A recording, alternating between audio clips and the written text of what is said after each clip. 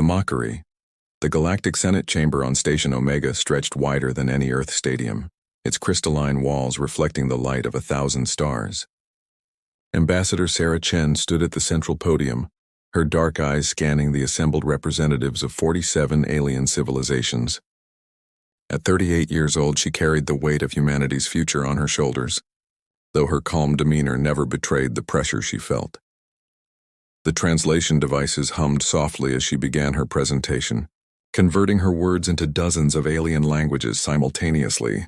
Behind her, a massive holographic display showed swirling patterns of energy that seemed to bend reality itself. The data had taken Earth's best scientists 3 years to compile, and what they discovered had terrified even the most seasoned researchers. "Distinguished members of the Galactic Senate," Sarah began, her voice steady despite the hostile atmosphere in the chamber, "I come before you with evidence of an existential threat to all our civilizations. Our deep space monitoring stations have detected quantum parasites emerging from subspace tears near the galactic core. These entities feed on the fundamental forces that hold matter together. If we don't act now, they will consume everything in their path." A wave of dismissive clicking sounds echoed from the Vorthak delegation. Supreme Commander Krextor rose to his full 12-foot height, his obsidian exoskeleton gleaming under the chamber lights. The Vorthak had dominated this region of space for 10,000 years, and they viewed humanity as barely evolved primates who had stumbled upon spaceflight by accident. "The infant species speaks of threats beyond their comprehension." Krextor's voice boomed through the chamber like thunder. "Humans have been spacefaring for less than 2 centuries. The Vorthak Empire has explored every corner of this galaxy for millennia. If such creatures existed, we would have encountered them long ago." The crystalline beings known as the Lumina Collective chimed in harmony, their bodies resonating with condescending amusement. Their speaker, a being called Prism of Truth, projected thoughts directly into every mind present. Perhaps the humans have mistaken natural quantum fluctuations for living entities. Their primitive instruments often produce false readings. Dr. Marcus Webb, Earth's chief scientist on the mission, stepped forward to support Sarah. His gray beard and weathered face spoke of decades spent studying the cosmos. But even he had been shocked by what they discovered. "We've documented 17 separate incidents where these parasites have consumed entire asteroids. The energy signatures are unlike anything in our databases. They exist partially in our dimension and partially in subspace, making them nearly impossible to detect until they feed." The aquatic hegemony's representative, a graceful creature that looked like a mixture of octopus and dolphin, floating in a water-filled environmental suit, gurgled its response. "The humans seek to elevate their status through fear-mongering. This is clearly an attempt to gain access to restricted technologies by manufacturing a crisis." Sarah activated another hologram showing the projected path of the quantum parasites. The red zones spread outward from the galactic core like a plague, reaching the outer territories within months. "We're not asking for your technology. We're trying to save lives. These entities will reach the first inhabited systems in less than 6 months. We need to work together to develop defenses." Laughter rippled through the chamber. Not the warm laughter of friendship, but the cold mockery of superior beings looking down on what they considered a lesser species. The Nexari, beings of pure energy contained in mechanical shells, flickered with derision. Their representative, Flux Prime, transmitted its thoughts with cutting precision. "In all our eons of existence, we have never encountered such creatures. The humans suffer from collective paranoia, seeing monsters in the darkness of space because they fear what they don't understand." Sarah's assistant, Lieutenant James Park, handed her a datapad with the latest readings. His hands trembled slightly as he whispered, "Ambassador, we're detecting new breaches. 3 more sites have appeared since yesterday."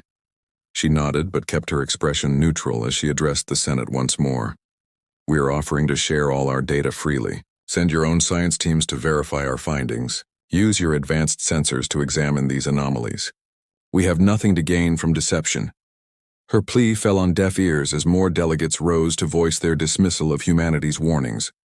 The Saurian Confederacy's delegate, a reptilian being with scales that shifted color with its emotions, currently displayed patterns of deep contempt. "The humans have been members of this Senate for only 30 years. In that time, they have consistently overreacted to minor stellar phenomena. First, they claimed a rogue black hole threatened their system. It turned out to be a sensor malfunction. Then they warned of invasion fleets that were merely mining vessels. Now they present us with invisible monsters from another dimension. Ambassador Chen felt her frustration building, but maintained her diplomatic composure. Behind her, Dr. Webb was reviewing new data streaming in from Earth's monitoring stations. His face went pale as he read the latest reports. 7 more breaches had opened in the last hour alone. The parasites were multiplying faster than their worst-case projections. The vote was called without further debate. One by one, each civilization cast their decision on whether to investigate the human claims. The result was devastating. 46 votes against, 1 vote in favor. Only humanity believed in the threat that was already spreading through space like an unseen cancer. As the alien delegates filed out of the chamber, many still laughing and making jokes about human paranoia, Sarah gathered her team. "How long do we really have?" she asked Marcus quietly. "At the current rate of expansion, the first alien world will be hit in 4 months. Earth has maybe 8 months if we're lucky." He paused, running calculations on his tablet. "But Sarah, there's something else. The parasites seem to be learning, adapting to our dimension faster than we expected. They're becoming more efficient at consuming matter." Lieutenant Park secured their classified equipment while the chamber emptied. "What's our next move, Ambassador?" "Earth is asking for recommendations." Sarah looked at the star map still displayed on the hologram, watching the red zones slowly pulse and grow. "We prepare. If they won't listen to warnings, maybe they'll listen to results. Contact Earth Command. Tell them to initiate Project Stronghold. We're going to build our defenses with or without alien help." As they left the chamber, none of them noticed the small notification blinking on the Senate's emergency communication panel. It was a distress signal from a remote monitoring station in the Vorthak Empire's territory. The message was garbled, but one phrase repeated clearly: "The stars are disappearing." 3 weeks passed before the first confirmed attack reached the Senate's attention. The mining world of Korath 7, a Vorthak colony with 2 million inhabitants, simply ceased to exist. Not destroyed, not evacuated, erased from reality as if it had never been. The quantum parasites had fed on the very bonds that held its atoms together, leaving nothing but a void in space where a planet once orbited. Supreme Commander Krextor stood in his empire's war room, surrounded by the greatest military minds the Vorthak had produced in 1,000 years. The holographic displays showed the expanding void where Korath 7 had been. His second-in-command, a battle-scarred warrior named Vrexmar, gestured at the readings with a trembling claw. "Supreme Commander, our weapons have no effect. Energy beams pass through them. Kinetic weapons find no target. Even our quantum torpedoes, which can destabilize stars, do nothing to these things." The fear in his voice was something no Vorthak warrior would normally show. But these were not normal times. On the other side of the galaxy, the Lumina Collective convened an emergency session. Their harmonic thoughts resonated with panic for the first time in their recorded history. Prism of Truth's crystalline form flickered erratically as it processed the impossible data. 17 of our observation posts have gone silent. The entities the humans described are real, and they're moving faster than predicted. Our energy-based forms seem to attract them like beacons. The aquatic hegemony discovered the threat when 3 of their ocean worlds began losing water at an alarming rate. Not evaporating, not freezing. The very molecules were being unraveled and consumed by invisible forces that their most advanced sensors could barely detect. Their greatest scientists worked around the clock, but every solution they proposed required understanding physics that seemed to violate the fundamental laws of the universe. Back on Earth, Sarah Chen stood in the United Earth Defense Command, watching as humanity's response took shape. General Patricia Stone, a veteran of the Mars Rebellion and the Europa Crisis, commanded the operation with military precision. "Project Stronghold is ahead of schedule, Ambassador. We've retrofitted 37 vessels with quantum phase shields based on Dr. Webb's research. It's not perfect, but it should give us some protection." "The irony is bitter," Sarah said, watching the tactical displays showing Earth's fleet movements. "We tried to warn them. Now they're all sending desperate messages asking for our help." Dr. Webb entered the command center with his latest findings. "We've had a breakthrough. The parasites exist in quantum superposition. They're simultaneously in our dimension and subspace. But we've found their weakness. They need to fully materialize to feed. In that brief moment, they're vulnerable to a specific frequency of graviton pulse. General Stone immediately began issuing orders. How many graviton pulse generators can we build? With our current resources, maybe 50. But if we had access to Vorthak manufacturing capabilities or Lumina energy manipulation technology, Webb trailed off, knowing the impossibility of that scenario just weeks ago. The emergency session of the Galactic Senate convened exactly 1 month after humanity's warning had been dismissed. This time the chamber was filled with fear rather than arrogance. Dozens of worlds had been lost, entire solar systems consumed by the spreading plague of quantum parasites. The mighty Vorthak Empire had lost a third of its territory. The Lumina Collective had retreated to heavily shielded zones, abandoning vast regions of space they had inhabited for eons. Supreme Commander Krextor's proud posture was gone, replaced by something almost resembling humility. His obsidian shell showed stress fractures from lack of proper rest. "Ambassador Chen," he began, his voice lacking its usual boom, "the Vorthak Empire formally requests Earth's assistance in combating this threat." One by one, every alien civilization that had mocked humanity's warning now begged for their help. The Nexari, the Saurians, even the ancient celestial wanderers, who rarely involved themselves in galactic affairs, all turned to the species they had dismissed as primitive and paranoid. Sarah stood at the same podium where she had been laughed at just weeks before, but there was no satisfaction in being proven right. Only the grim determination to save as many lives as possible. "Humanity will share our defense technology freely," she announced.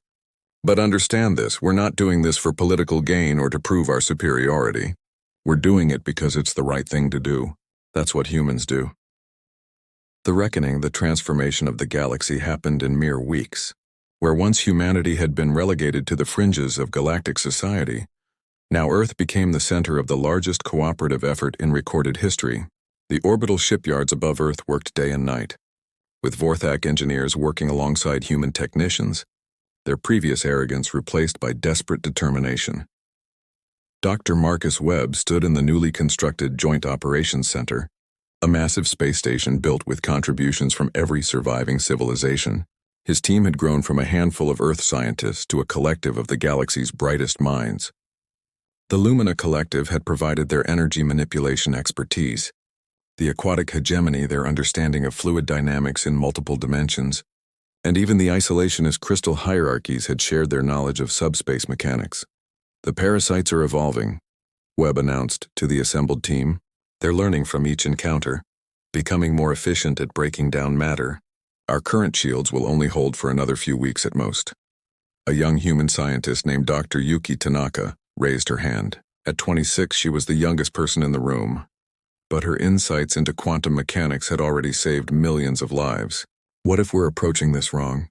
We've been trying to shield ourselves from them, but what if we could turn their hunger against them?" The room fell silent as she continued. "The parasites feed on the forces that bind matter together, but what if we could create a quantum feedback loop? Feed them energy that destabilizes their own quantum state?" Flux Prime, the Nexari representative, pulsed with sudden understanding. "A quantum poison. Brilliant. But the energy requirements would be enormous." General Patricia Stone, who had been listening from Earth via quantum communication, spoke up. "We have 17 fusion reactors we can dedicate to this. Plus the Vorthak have offered their antimatter production facilities." The plan that emerged over the next 72 hours of non-stop work was audacious in its scope. They would create quantum bait, artificial constructs that appeared to be dense matter but were actually elaborate traps. When the parasites attempted to feed, they would trigger a cascade reaction that would force them back into subspace permanently. Sarah Chen coordinated the diplomatic efforts needed to implement the plan. Every species would need to contribute something vital. The Saurian Confederacy's gravitational manipulators would create the containment fields. The aquatic hegemony's biocomputers would handle the complex calculations needed to predict parasite movement. The Lumina Collective would provide the energy matrices to power the traps. But the most crucial component came from humanity itself, not their technology, but their psychology. Humans possessed something the older civilizations had lost over millennia of comfortable dominance. Adaptability born from desperation, creativity born from limitation, and most importantly, the willingness to take insane risks when survival was at stake. Captain Maria Rodriguez commanded the ESS Defiant, the first ship equipped with the new quantum trap system. Her crew was a mixture of humans and aliens, something unthinkable just months ago. Her first officer was a Vorthak warrior named Krexval, nephew of the Supreme Commander. Despite their species' history of mutual distrust, they had developed a strong working relationship forged in the fire of crisis. Approaching the target zone, her navigator announced.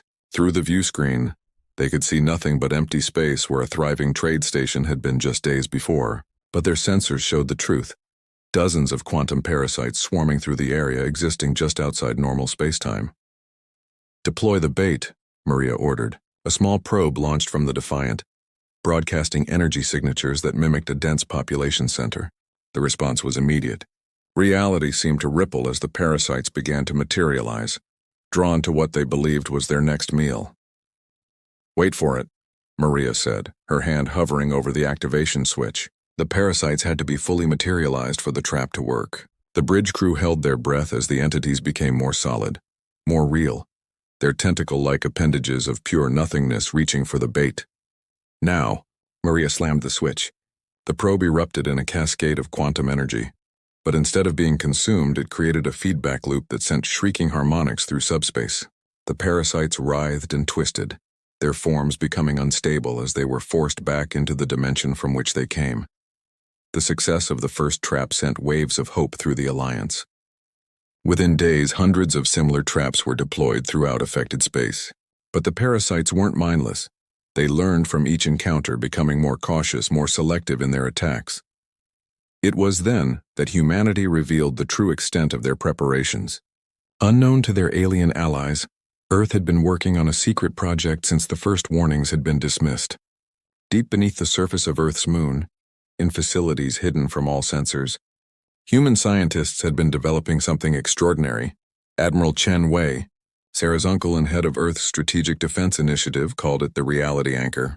Using principles derived from studying the parasites themselves, they had created a device that could stabilize spacetime across vast distances, making it impossible for the parasites to emerge from subspace.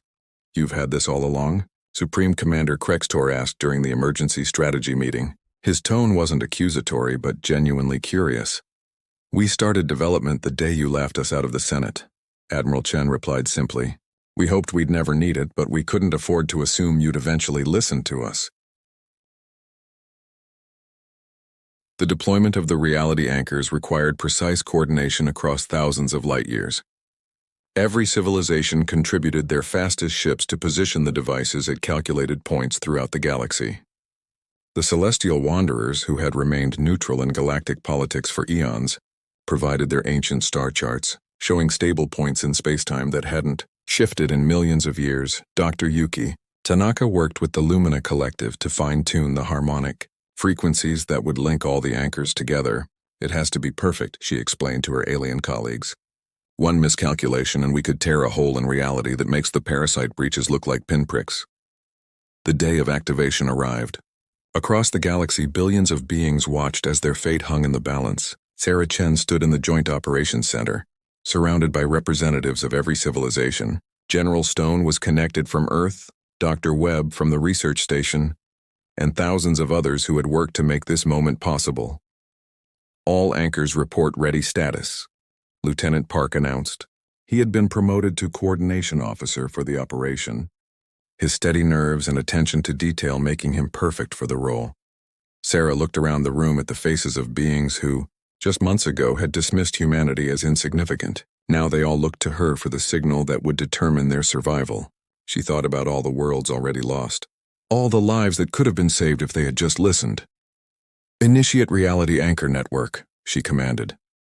Across the galaxy, 10,000 devices activated simultaneously. Beams of exotic energy connected them in a vast web that spanned known space. The fabric of reality itself seemed to solidify, becoming more stable, more resistant to breach. On every sensor, the quantum parasites began to fade, pulled back into their dimension and sealed away. But the parasites didn't go quietly. In their death throes, they lashed out, creating massive subspace storms that threatened to tear ships apart. This was the moment humanity's true strength showed itself. Human pilots, with their seemingly reckless creativity, performed maneuvers that no computer or alien pilot would consider. They rode the quantum waves like surfers, using the parasite's own energy against them. Captain Rodriguez and her mixed crew aboard the Defiant led the charge into the worst of the storms. "Crexville, divert all power to engines. We're going to use their wake to slingshot around the distortion." The Vorthak officer would have called such a plan insane weeks ago. Now he simply replied, "Understood, Captain." Power diverted. The Defiant dove into the swirling chaos of collapsing subspace, using the very forces that were trying to destroy them as a means of acceleration. Other human ships followed their lead, teaching their alien counterparts that sometimes the best defense was an insane offense. Within hours, the storm subsided. The parasites were gone, sealed permanently in their dimension by the reality anchor network. The galaxy had been saved, but it was forever changed. The emergency session of the Galactic Senate that followed was unlike any before it. For the first time in galactic history, a human was nominated to chair the session. Sarah Chen accepted the honor with grace, but also with conditions. "Humanity doesn't seek to rule or dominate," she addressed the assembly, "but we've learned that our different perspective, what you once called our paranoia and primitive thinking, might actually be our strength. We see threats you miss because we're still young enough to fear the unknown. We propose a new structure for the Senate, one where every voice is heard equally, regardless of how long they've been spacefaring." The vote was unanimous. The Galactic Senate was restructured with humanity as one of the permanent Security Council members, specifically tasked with identifying and preparing for unconventional threats. Dr. Webb was appointed head of the new Galactic Early Warning System, with team members from every civilization. General Stone established the Mixed Species Defense Force, where human creativity would be combined with alien technology and expertise. The first graduating class included Vorthak warriors learning human guerrilla tactics, Lumina beings understanding human intuition, and humans mastering alien technologies they could barely have imagined months before. Captain Rodriguez's crew became the model for future exploration, vessels, mixed species teams where diversity of thought was considered the greatest strength. Her ship's motto, written in every language of the Alliance, became the unofficial slogan of the new galactic order. "In our differences lies our salvation." 6 months after the crisis ended, Earth hosted the first Galactic Unity Festival. Representatives from every civilization gathered not in a sterile Senate chamber, but on Earth's surface, experiencing human culture firsthand. They ate Earth food, listened to human music, and perhaps most importantly, learned to laugh with rather than at humanity. Supreme Commander Krextor, standing beside Sarah Chen as they watched the celebrations, spoke words that would have been unthinkable a year ago. "We were fools to dismiss you. Your species' youth isn't a weakness, it's your greatest strength. You haven't had time to become set in your ways, to believe you know everything. You still possess the humility to fear and the courage to act despite that fear." Sarah smiled, watching human children playing with young Vorthak, their laughter indistinguishable despite coming from different species. "We're all in this together now. The universe is vast and full of mysteries. Who knows what other threats lurk out there?" "Whatever they are," Krextor replied, "I'm glad humanity will be the ones watching for them." The story of humanity's rise from mockery to respect spread throughout the galaxy, becoming legend. But for those who lived through it, the lesson was simpler and more profound. Sometimes the smallest voice carries the most important warning, and the youngest eyes see the dangers that experience has taught others to ignore. As Earth's sun set over the Unity Festival, casting long shadows across the gathering of species, Dr. Yuki Tanaka made a quiet observation to Dr. Webb. "You know, our sensors are picking up some unusual readings from the Andromeda Galaxy." Webb chuckled. "Let me guess, something that shouldn't exist?" "Exactly." "Well then," Webb said, raising his glass in a toast to the stars above, "we'd better start preparing, and this time they'll listen." The galaxy had learned its lesson. When humanity spoke of danger, the wise would pay attention, for in their paranoia lay vigilance, in their fear lay preparation, and in their determination lay the salvation of all. In the years that followed, humanity's role evolved from the species that cried wolf to the shepherds of the galaxy.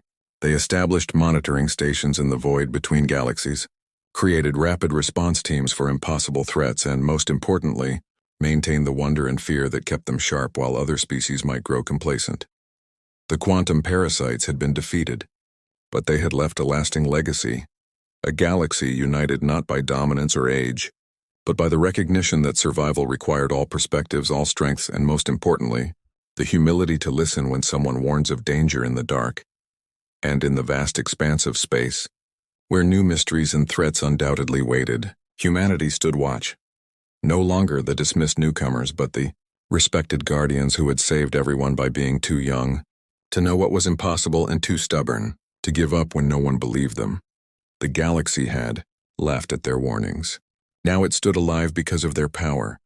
Not the power of weapons or technology, but the power of human spirit that refused to abandon others even when those others had abandoned them. That was humanity's true strength, and it had changed the course of galactic history forever.